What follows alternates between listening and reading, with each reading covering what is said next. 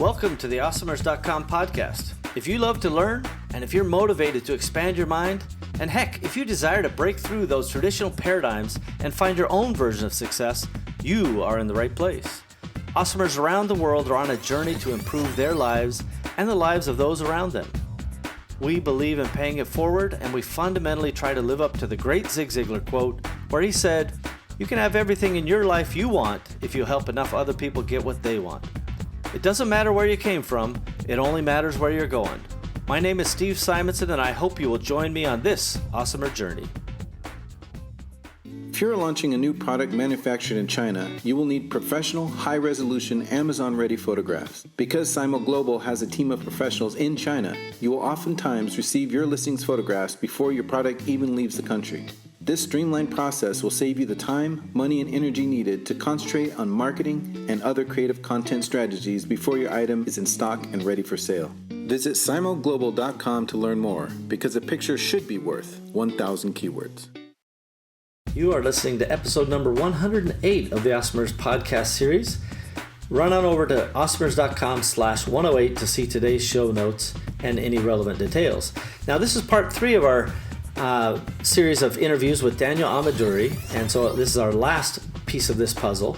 In the first 2, you've already heard some of his journey, some of his origin story, some of the challenges that he's been able to overcome, and some of the progress he's made, as well as some predictions. Today, we're going to jump into a few more of those predictions and talk a little bit more about how people interact with wealth and finance and some of the education required to help them along the way. So let's jump back into the episodes right now.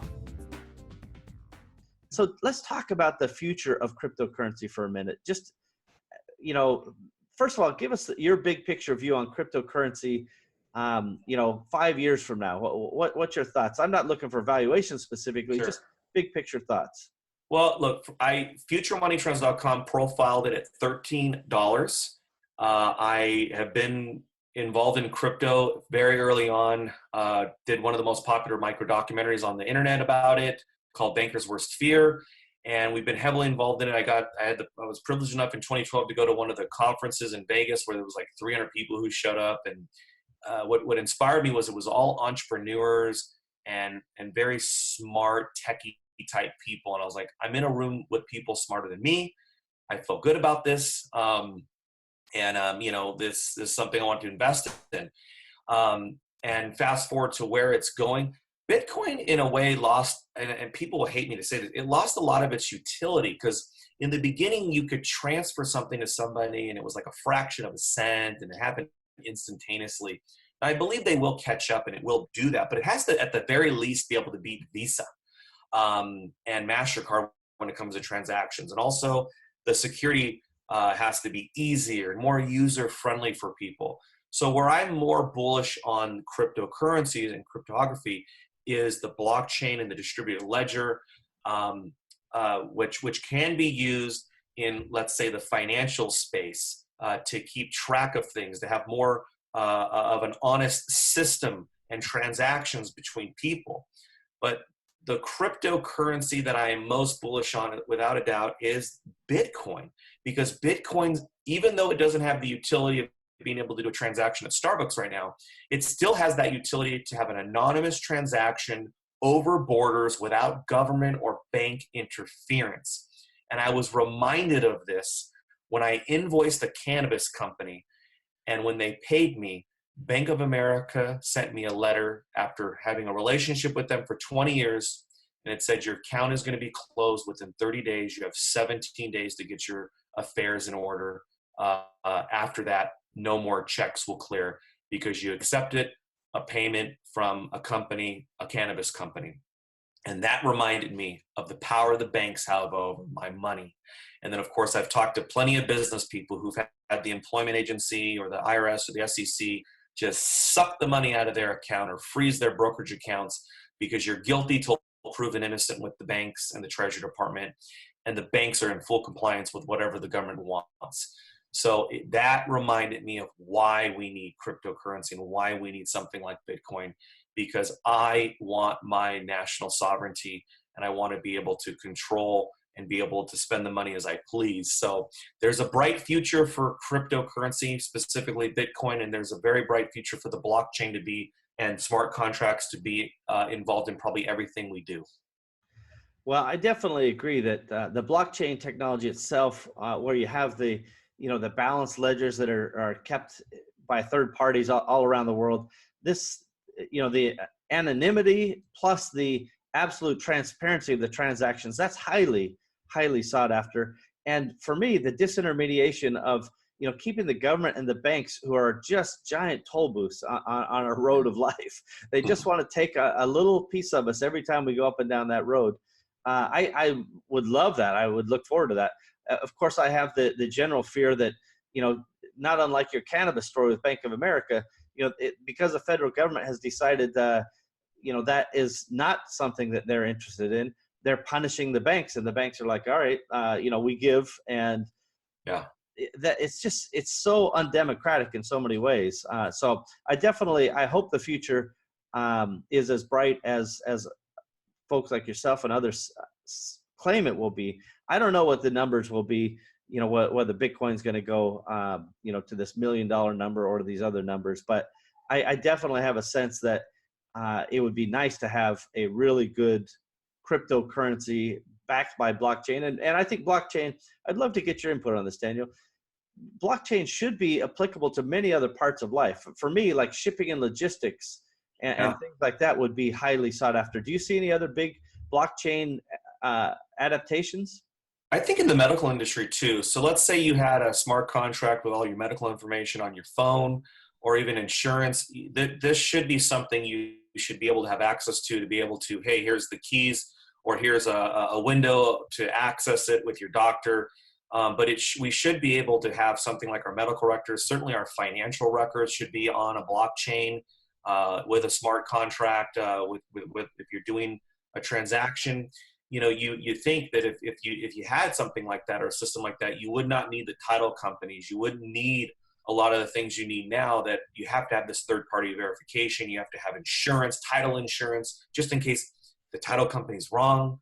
You still have to pay the $800 for the insurance. There are a lot of things where we'll be able to save money just by being able to have verifiable and trustworthy data on a blockchain. Well, I really agree with that, and I think those are great examples.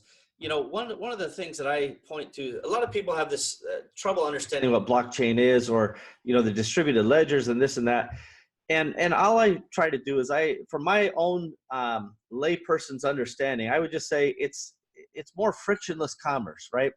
That, to me, if you've ever taken an Uber and you've gotten out of the thing and you click, 5 stars on your driver and you carry on with your life without having to struggle for your wallet, that's frictionless commerce, right? That our world is improved because of that. It's not blockchain, but it's frictionless. What's your thoughts, Daniel? Well, and the original Bitcoin is decentralized. So it's not like someone can just hack some, like Chase headquarters or hack the Pentagon. You can't hack Bitcoin. You can't hack that blockchain. You'd have to hack all these computers around the world, and you'd have to go back in time with all of them. It's not realistic. It's not going to happen anymore. It's too big. So I like the decentralization in it, because all of us have had our emails hacked, or had somebody try to scam us on perhaps our online banking account or something like that. And that is that's the biggest benefactor of Bitcoin, is that it is decentralized. Is that the dark people out there who want to hurt that live in the shadows and are hacking and stuff like that, it's not realistic for them to hack the blockchain. Yeah, I love that aspect for sure. We're going to take one more quick break. When we come back, we're going to talk about some of the solutions that you've been able to put in place in your business and in your life that have basically been the difference between kind of coming from that place where you're struggling to now you're on vacation half the time. So I love that. Awesome. We're going to do it right after this. Hey, Amazon Marketplace professionals, congratulations on your success to date. Your creativity, strategic vision, problem solving, and discipline have allowed you to build your own e-commerce business. Wouldn't it be great if you had more time to focus on the things that truly drive the sales and growth of your company? Instead of getting lost in a dozen different services and countless spreadsheets, what if there was one system that connected to your Amazon account and automatically gave you the information that you needed to make great decisions and really impact your business? Parsimony ERP can do that. Parsimony is the business operating system for your marketplace business. With Parsimony, you get true double-entry bookkeeping, easy financial statements, full customer service tools, and item-by-item profitability, along with project and task management, and more features are being added all the time. Learn more at parsimony.com. That's Parsimony, Parsimony.com. Parsimony.com. We've got that. Okay, we're back again, everybody. Steve Simonson with Daniel Ameduri. Still good? Yeah. Oh, man. I'm so nervous because I'm like, that's an E in the middle, but I want to pronounce it like Ameduri. So anyway, let me ask you this, Daniel. You know, along the path that you talked about earlier on in our commentary and our interaction, you mentioned that, you know, it took you a little bit of time from the point where you literally were working at a grocery store and you were doing some of the online stuff. At some point that there came a tipping point for you again, right? Where you were able to obviously leave the grocery store and really dive in. You talked a little bit about the advertising model finally taking off or being ready for deployment. Was there anything else that helped you kind of get over that hump? I would say when it comes to financial independence specifically, it was overcoming societal pressures. So I came from Southern California in a decent middle-class area near Pasadena, California, and I moved over an hour away in the desert of California, slashing my living expenses 50%, allowing me to save a lot of money. And then instead of buying a $400,000 or $500,000 home, which my wife was a teacher and I worked for the grocery business, which we could have justified, like all of our other friends bought these $400,000 and $500,000 homes. We moved in the desert and we bought a $95,000 home. Now everybody thought we were poor. That's okay. We paid off the house. Now we had no debt. Now we had no mortgage, and we're not even 30 years old, no mortgage.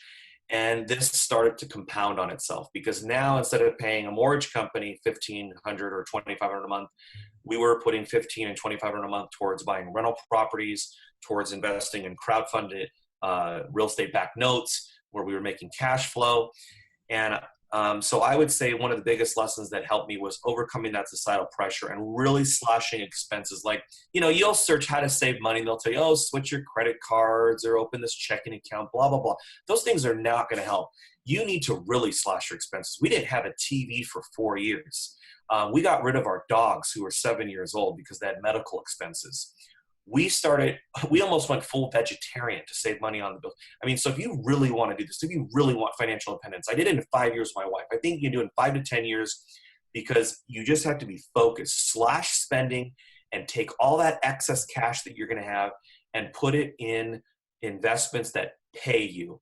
Because if your expenses are very low, which you can get them to be, all of a sudden the passive income starts to come in along with active income, and you realize you start to feel a little bit better about your lifestyle. You feel more free because even if your passive income is only $500 a month, $500 a month is perhaps taking care of all your utilities or a good portion of utilities, or maybe it's taking care of the grocery bill a month. You feel really good, and it's almost like you have you make even more money once you pay off your debt too. Because think about it, I don't have a mortgage to this day. And let's say what I live in, most of my neighbors probably have $3,000 a month mortgage. Okay, so it's like I make an extra $39,000 a year by just not having the mortgage. So really living a lifestyle of no debt, unless you're talking about leverage for investments, but no debt, especially with like cars and houses, and gosh, don't have debt for like any kind of consumer stuff. But that is a societal pressure you will have to overcome because all your friends are not going to buy on that plan. So I think you just have to realize that whether you're going to be an entrepreneur or go financial independence just from being smart with your money, your friends are not going to follow you down that path. And it just is what it is. You're just going to you have to do it. Not everyone's going to see the vision that you have.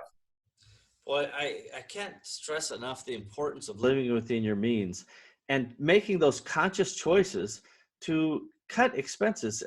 as you talked about, just moving, from point A to point B is a significant difference in cost of living. And too often people get caught up in the, I guess it's face, the allure of, what do the friends think? What do the other people think? I got to drive a certain car. I have to have a certain house, or I've decided for myself, I must live in downtown New York, and therefore I'm going to spend $4,500 a month on a broom closet. These are choices people make. And if that's the choice you decide to make, more power to you. But if you are looking for financial independence, you may look at alternative choices. And in this world we live in, people are now, being expats, and they're living, in Honduras, or we got a bunch of rich guys living down in Puerto Rico now to save money on taxes. There's so many ways to get creative. What's your thoughts about, just even moving out of the country if that the mood strikes you? So moving is always going to be your biggest cost cutter. So if you're in LA and you can move to the suburbs, you'll save money. If you're in the suburbs, you can move a little bit more to the outskirts, to the desert, you'll save money. And if you really want to save money, like my wife and I, we went to Texas and we lost the income tax, and the homes were a lot cheaper here as well. And then if you can move out of state, or Puerto Rico, if you have a business, you can actually pay no income tax. You don't have to do it forever. Just let it compound for 5 years. Those type of actions. But yeah, moving is without a doubt the biggest cost saver. That's the best decision you can ever do. Yeah, I really appreciate you bringing up that as such a tactical but important methodology, right? People do get caught up in the, if I switch from this credit card to that credit card, I save, a quarter point, or I get, extra miles for the Jelly of the Month Club, whatever it is. None of that is really meaningful at the end of the day. What really is meaningful is your overhead. And I just want to reiterate my agreement that, people who are living beyond their means, they have this sense of uncertainty in the back of their mind. Whereas, as you talked about, that passive income starts to come in along with whatever regular income you're doing. There's a mental shift. It just happens naturally. And, when that mental shift happens, would you agree with me, Daniel, that, that freedom lifestyle suddenly seems like it's happening? If you feel like you're neck deep in it, don't you? Absolutely. I couldn't agree with everything you said. Boy. Yeah. Yeah, it definitely is a thing. So, Daniel, as we run it against the clock here a little bit, would you have a call to action? We've talked about, hey, live within your means and things like that. Are there any other big important things that awesomers out there should really consider doing to take do something with this information we've shared? Never let the research or the size of the task ahead of you put you in a position where there's no mobility. You're just like, I need to learn more. I need to read more books, or it's just too big. I'm telling you guys, 10 years ago, I was working at a grocery store for $9 an hour. This year, I've traveled probably 4 or 5 months out of the year, 4 or 5 months out of this year. And I've taken private tours of the Vatican, the Colosseum. Like, my life has totally changed, but it was a focus that my wife and I had of just doing it. Did I have all the answers? Did I know? I was the web guy for Future Money Trends. And believe me, I know nothing about, I'm like the worst, really, I am, when it comes to technology. And I was the web guy. You just go out and you do it. And it's like Steve Jobs said at his Stanford speech, you cannot connect the dots going forward. You can only connect them going backwards. So if you really want it, go out and do it. You can do it. This is an accomplishable thing that I did. And I'm not that smart.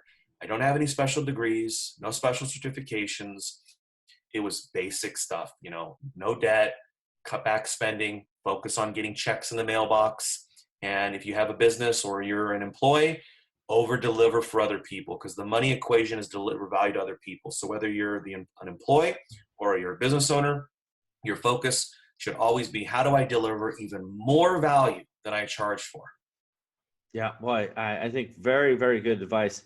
This concept of delivering overwhelming value is something that anybody in any capacity, as you pointed out, employee or business or what have you, if you can do that, then you will find the thing is self-sustaining and will take on its own life. In fact, in many ways, when we've seen our businesses and our opportunities have that point where people suddenly realize this is almost too good to be true. It's so good in terms of value.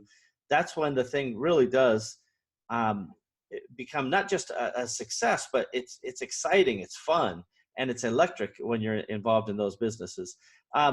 Daniel, before we go, I just wondered, what's your thoughts? We've talked about this no debt philosophy, but what's your thoughts about the college debt people are taking on so often these days? So I think it's a mistake.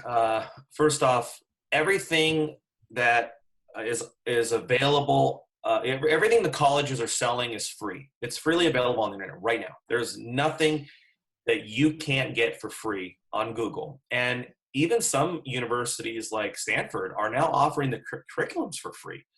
So really, do you really need to go to college when it comes to, do you have some sort of government license that you need or certification because that's what you're passionate about?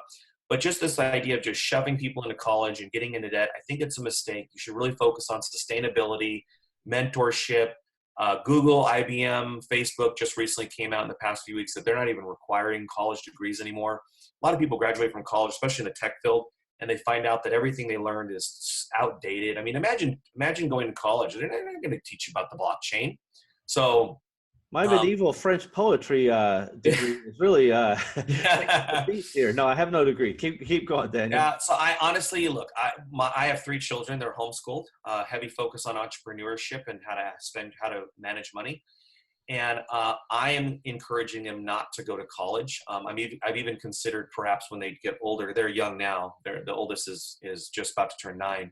I'm thinking about perhaps giving them a competitive offer to, like, look, if you don't want to go to college, I'm willing to give you something to start and venture out into businesses. But, you know, in the bigger picture, I think the millennial generation is learning that, you know, because of the cost. Now, college could be great if the cost was more reasonable. Again, if you go to Europe, you might be able to get college for $5,000 for a quarter or for a year. There are some great stories out there from people who focus on this. I don't. I actually just tell people don't go to college. But you know, you can save money and it can become worth it. But think about the baby boomers went to college and they were able to pay for it at a part-time job. Do not get yourself a mortgage. You know, that just from going to school, and make sure you're not getting a stupid degree. I know the temptation's there because the government will give you the money, and that's where all the problem comes from. The government, somebody out there giving you a blank check, and you don't even have to make a payment until you get out. So it's a horrible situation. The system is definitely rigged against anyone who takes on that debt. If you're going to go to college, fine, don't get into debt. If you require a degree, engineering, attorneys, doctors, whatever, fine. But do your level best not to get into debt. Get scholarships, work, do whatever you got to do. Don't get into debt. That future mortgage against yourself is really putting yourself at a disadvantage. I couldn't agree more. Daniel, thanks for taking the time today. I really do appreciate it. Thanks for having me on the show, Steve. So we'll be sure we have show notes and things like that, how to find Daniel and futuremoneytrends.com. All the links, anything we've talked about, we'll try to get those in the show notes. And awesomers out there listening, we'll be right back after this. Catalyst 88 was developed to help entrepreneurs achieve their short and long-term goals in e-commerce markets by utilizing the power of shared entrepreneurial wisdom. Entrepreneurship is nothing if not lessons to be learned. Learn from others, learn from us. I guarantee that we will learn from you. Visit catalyst88.com because your success is our success. Giddy up. Okay, and there you have it from Daniel Ameduri. All kinds of interesting ideas and predictions about, you know, finance and some of the things that are happening in the big markets. Everything we talked about, from, you know, cannabis to crypto to a little bit about real estate and other things as well. So I hope that you got something out of this. It always is important to share new perspectives and opinions, and that helps form your own education and knowledge about these different topics. So again, this has been episode number 108 of the Awesomers podcast series, and the last of a 3-part series with Daniel. To find out today's show notes and details, just go to awesomers.com/108. Well, we've done it again, everybody. We have another episode of the Awesomers podcast ready for the world. Thank you for joining us, and we hope that you've enjoyed our program today. Now's a good time to take a moment to subscribe, like, and share this podcast. Heck, you could even leave a review if you wanted. Awesomers around you will appreciate your help. It's only with your participation and sharing that we'll be able to achieve our goals. Our success is literally in your hands. Thank you again for joining us. We are at your service. Find out more about me, Steve Simonson, our guest, team, and all the other awesomers involved at awesomers.com. Thank you again.